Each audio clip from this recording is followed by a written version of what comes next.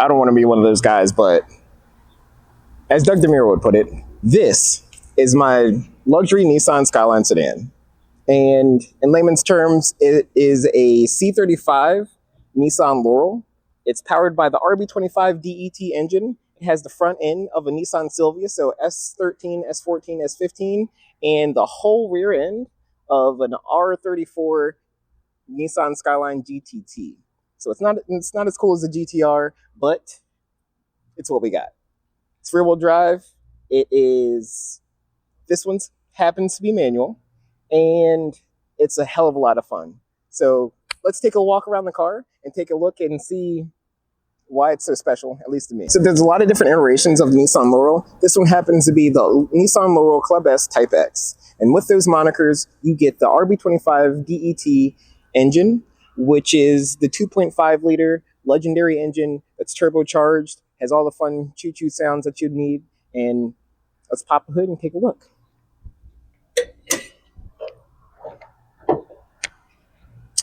And obviously, there's nothing super pretty about it. We have a upgraded intake filter.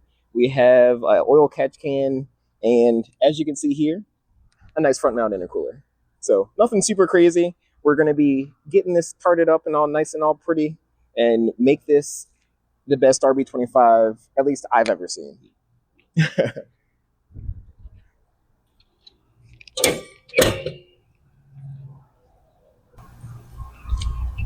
So coming back around the front, this already has the R34 brake upgrade. I have it front and rear.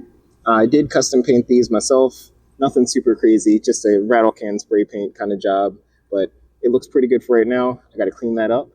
I do apologize, but it's working pretty dang good. The rotors and the brake pads happen to be from Rofu, so Injuku, thank you. You guys are fucking fantastic. And the rear calipers happen to be Rofu as well. Those are red, and you know, I couldn't really find any good deals on an unpainted set of rear calipers, so I just went with the Rofus. So for right now, we do have the white front calipers with the red rear calipers, but I think it looks pretty good, regardless of how mismatched it is. So we're going to continue around to the rest of the car, show you everything else that's done to it. As you can see, we do have a body kit front, side, and rear, and I think it looks pretty dang good. This is also a body kit that is used on the JZX 100. So all the Chaser fans, this is basically the Nissan version of that. So as you can see, this car is definitely already modified, and it is a right-hand drive car. So the driver's seat was already changed out for a Bride Eurostar 2 racing seat. It holds me pretty dang well. Don't really have too many complaints right now. It is kind of stuck in its position just because the sliders are just a little worn out, but we're going to be changing a lot of this stuff out, making it even prettier than it is now, and just going for a ride soon.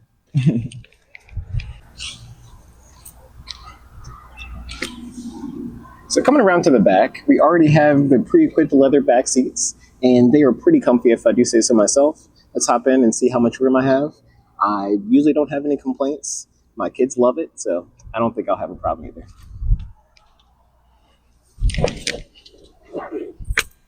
As you can see, I have plenty of room between my knees and the front passenger on the side. And yeah, no complaints at all. It's really comfy back here. I could probably go to sleep without too much of an issue, and it just works. I love it. So yeah, let's move on to the front.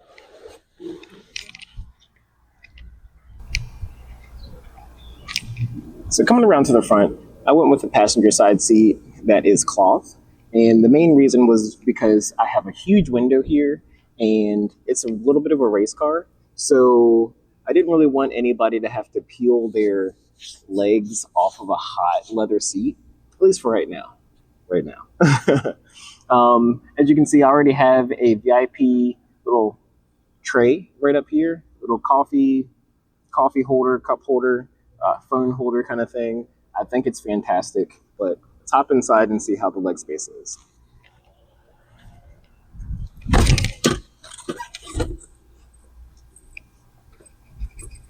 As you can see, it's pretty spacious, pretty comfortable. I don't really have too much of an issue.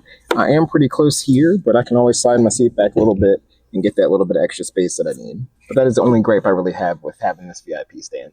So besides that, everything's good. I really enjoy this little addition to the interior. It makes the wood grain accents inside the interior just kind of pop a little bit more. So yeah.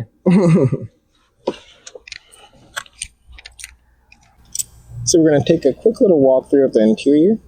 We're starting out with the Bride Eurister 2 seat, around to the Energy quick release with the Momo steering wheel, and that little Princess Peach add-on. There is a Greddy Perfect 2 boost controller and a Blitz boost gauge, and all the fun wood grain that you could ask for. Up and around to that VIP cup holder and down into the fun parts of this car. That 5-speed swap with a little addition. This has that e-brake quick release. And it's pretty set up for drifting. So it's a really nice little setup. Let's take a look at how she starts up and take her for a drive.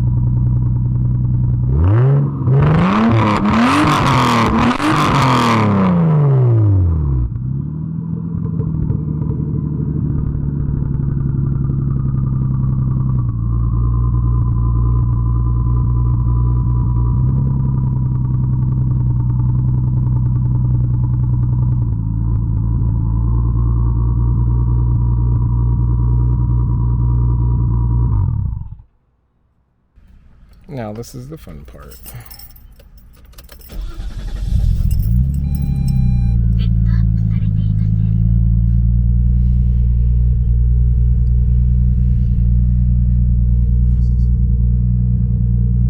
This comes out a little bit, tilts in and out.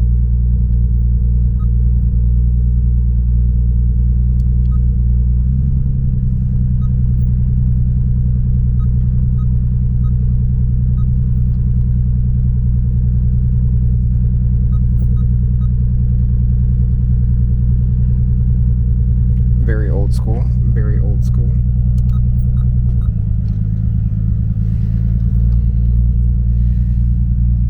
Got our boost controller set and ready to go. So, let's buckle up and go for a ride. Alrighty.